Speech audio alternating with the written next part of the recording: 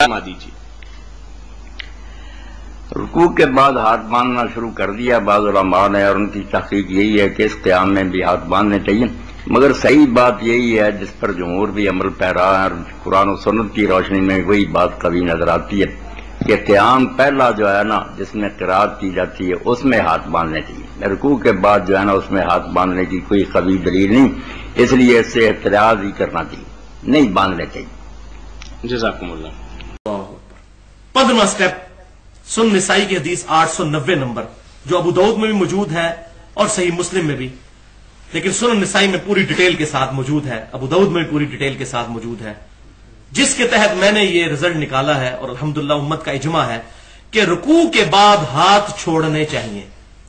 یہ جو علماء عرب نے رکوع کے بعد ہاتھ باندھنے والا مسئلہ شروع کیا ہے، اس کی قطعاً کتاب و سنت میں کوئی گنجائش موجود نہیں ہے، اور یہ اس کو سخت نہ سمجھیے گا، میں اب دلائل کے ساتھ اس چیز کو ایڈریس کرتا ہوں۔ وہ حدیث آپ وائل بن حجر والی سن چکے، جو میں نے کہا تھا کہ اس حدیث میں انہوں نے پرٹیکولر یہی بتایا کہ آپ صلی اللہ علیہ وسلم ہاتھ کہاں رکھتے تھے۔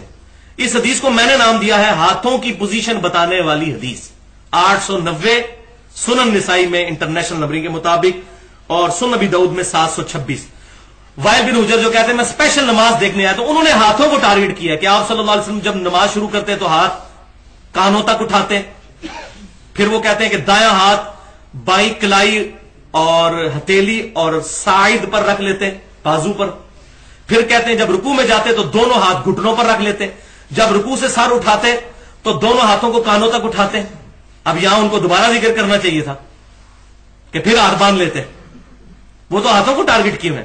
پھر کہتے ہیں نیچے جھکتے تو دونوں ہاتھوں کو، سر کو اپنے دونوں ہاتھوں کے درمیان رکھتے اور ہاتھوں کو کانوں کی سیدھ میں رکھ کے سجدہ کرتے، اور جب سجدے سے سر اٹھاتے اور تشہد کے لیے جب بیٹھتے تو دونوں ہاتھوں کو اپنے گھٹنوں پر یا اپنی زانوں پر رکھتے، اور پھر وہ کہتے ہیں ہاتھوں کا ہلکا بنا کر انگلی سے اشارہ کرتے۔ تو ٹوٹل انہوں نے روایت کیا ہے کہ نماز کا طریقہ، ہاتھوں کی پوزیشن کیا ہے، اس میں ان کو کیا چیز مانے تھی کہ وہ کہتے کہ رکوع کے بعد پھر دوبارہ باندھ لیتے؟ نہیں، وہ ہر جگہ بتا رہے ہاتھ۔ اس کے اندر امپلائڈ ہے کہ یہ ہاتھ باندھنے والا چکر کوئی نہیں تھا، اور الحمدللہ پوری امت کا اس پر جو ہے وہ تواتر بھی موجود ہے۔ تو اس میں پوائنٹ نمبر 1 یہ ہے کہ پوری امت کا اجماع اور تواتر ہے کہ رکوع کے بعد ہاتھ چھوڑے جائیں گے۔ حنفی، شافعی، مالکی، حنفی، جعفری، اہل تشیع، اہل سنت کے تمام گروہ، بریلوی، دیوبندی، اہل حدیث، سب کے سب امت میں ہاتھ چھوڑتے آ رہے ہیں۔ پوائنٹ نمبر 2، یہ جو حدیث سنن ابی داؤد اور سنن نسائی کے، اس میں بھی اشارہ موجود ہے کہ آپ صلی اللہ علیہ وسلم کے ہاتھوں کو انہوں نے ٹارگٹ کیا۔ ان کو کیا چیز مانے جی؟ وہ کہتے ہیں رکوع کے بعد دوبارہ ہاتھ باندھ لیتے۔ اتنے اہتمام سے ذکر کرتے ہیں کہ دایاں ہاتھ بائیں ہتھیلی، کلائی اور بازو پر رکھا، اور پھر ہاتھ ان کو کہتے ہیں رکوع کے بعد پھر یہی کیا۔ تیسرا پوائنٹ، وہ کہتے ہیں نہیں جی اس حدیث میں عدم ذکر ہے۔ عدم ذکر وہ ہوتا ہے جب کسی حدیث میں ذکر بھی موجود ہو، تو دکھائیں کہ اس حدیث میں موجود ہے کہ رکوع کے بعد ہاتھ موجود تھے، باندھتے تھے، ورنہ تو میں کہتا ہوں اس میں یہ بھی عدم ذکر ہے کہ آپ رکوع کے بعد سر پہ ہاتھ باندھ لیتے تھے۔ دعویٰ کر سکتا ہے کوئی بندہ بھی؟ اچھا، تو یہ بات بالکل۔ پھر پوائنٹ نمبر 4، وہ کہتے ہیں ہم قیام پر قیاس کرتے ہیں جی، کیونکہ قیام میں بھی ہاتھ دائیں ہاتھ بائیں پر باندھا جاتا ہے، تو رکوع کے بعد بھی چونکہ قیام ہوتا ہے اس لیے یہ کرنا چاہیے۔ ماشاءاللہ، یہ آپ کو کس نے کہا کہ آپ اس طرح کے اجتہاد جو ہے وہ من گھڑت کرنا شروع کر دیں، جبکہ صحابہ کرام اس کو ایک سمجھتے ہی نہیں تھے۔ بخاری اور مسلم کی متفق الحدیث ہے، صحابہ کرام علیہ رضوان کہتے ہیں کہ نبی صلی اللہ علیہ وسلم کا قیام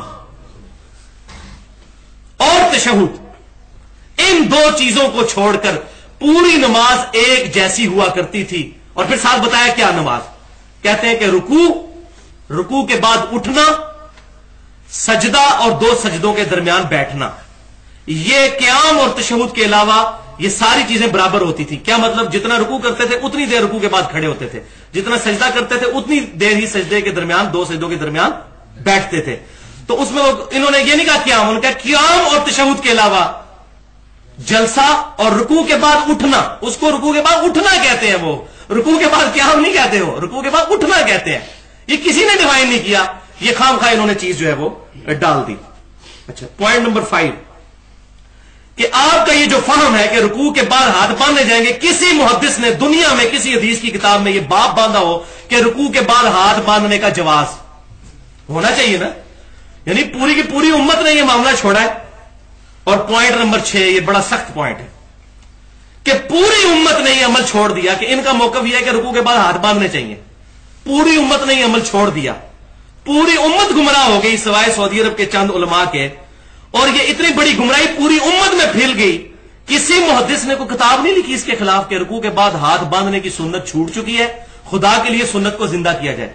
जैसे कूफियों नजदियों ने रफल यदैन की सुन्नत छोड़ी तो इमाम बुखारी रहमतुल्लाह अलैह ने जुज रफल यदैन लिखी और कहा कि इन्होंने अहले सुन्नत की मुखालफत किया और बिदत इनके गोश्त और हड्डियों में घुस चुकी है, जो रफल यदैन की मुखालफत करते हैं रुकू में जाते वक्त और रुकू से उठते वक्त। तो यह सुन्नत पूरी उम्मत ने छोड़ दी, किसी मुहद्दिस ने कोई किताब नहीं लिखी।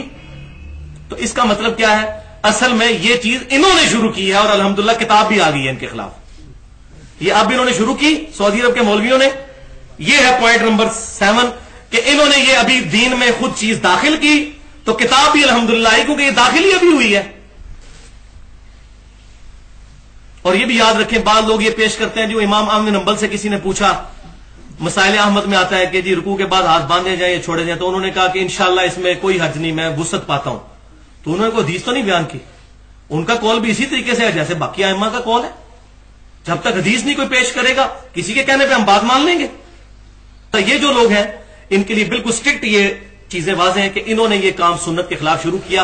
अल्हम्दुलिल्लाह किताब भी आ गई है और किताब भी अल्लाह ताला ने मुहद्दिस आजम सऊदी अरब शेख नासुद्दीन अलबानी रहमतुल्लाह अलैह, जिनको इस दौर का इमाम बुखारी कहते थे उलमाए अरब, और खुद अब्दुल्ला बिन बाज रहमतुल्लाह अलैह जो मुफ्ती आजम सऊदी अरब 66 साल तक रहे हैं, 1933 से 1999 तक, वो भी कहते हैं कि इस नीली छतरी के नीचे अलबानी से बड़ा कोई हदीस का आलिम नहीं। इब्ने बाज ने लिखा कि रुकू के बाद हाथ बांधने चाहिए, तो उसी अलबानी ने, जिसको कहते हैं इससे बड़ा आलिम कोई नहीं है मेरे नजदीक हदीस का, उन्होंने ये किताब लिखी है अरबी के अंदर, नबी सल्लल्लाहु अलैहि वसल्लम की नमाज की कैफियत का बयान, उर्दू में तर्जुमा आ चुका है, सिफत सलात नबी सल्लल्लाहु अलैहि वसल्लम। उसमें उन्होंने रुकू वाला मसला लिखा। उन्होंने कहा कि मुझे यह बात कहने में कोई आर नहीं है कि पूरी उम्मत का इस बात पर इजमा है कि रुकू के बाद हाथ छोड़े जाएंगे, और ये बिदअत जारी की है नजदी उलमा ने। इतने सख्त लफ्ज उन्होंने इस्तेमाल किए कि मुझे यह बात कहने में हर्ज नहीं है कि यह बिदअत इन्होंने शुरू की है। तो वही मैं जो कह रहा था कि जब सुन्नत छूटती है और बिदअत आती है तो किताब भी आ जाती है। किताब भी आ गई है अल्हम्दुलिल्लाह। और मेरा जो इसमें पॉइंट है वो मेरा मौक़िफ़ भी सुन लीजिए। मैंने इसको एक और एंगल से देखा है, वो बहुत खतरनाक एंगल है, और आप भी उसको सोचेंगे तो परेशान हो जाएंगे कि इन उलमाए अरब ने अपनी इज्तिहादी गलती की वजह से नमाज का एक रुकन ही खत्म कर दिया। नमाज के रुकन है ना, हम हाथ बांध के भी अल्लाह के सामने खड़े होते हैं, घुटनों पे भी हाथ रख के खड़े होते हैं, सजदे में सर रख के, रुकू के बाद हम हाथ छोड़कर भी अटेंशन फॉर्म में भी अल्लाह ताला के सामने खड़े होते हैं। ये रुकन ही खत्म कर दिया इन्होंने। ये फिर बांध लेते हैं, तो बांधने वाला काम तो हम पहले कर चुके। तो ये हाथ छोड़ने वाला जो रुकन है, ये पूरे का पूरा रुकन अल्लाह ताला के सामने अपने आप को सबमिट करना, इस अंदाज में भी कि आप दोनों हाथ लटकाए हुए हों, इस रुकन को ही खत्म कर दिया। और अल्लाह माफी दे, हो सकता है ये अहले तशय्युअ के बुग़्ज़ में इन्होंने किया हो कि शिया चूंकि हाथ छोड़ के नमाज पढ़ते हैं तो हम रुकू के बाद भी बांधेंगे। कोई बईद नहीं है कि ये भी फिरका वारियत की लानत आई हो कि चूंकि वो हाथ छोड़ के नमाज पढ़ते हैं। उनका मसला मैं क्लियर कर दूंगा, हाथ छोड़ने वाला भी। तो ये मसला अल्हम्दुलिल्लाह मैंने यहां पर क्लियर कर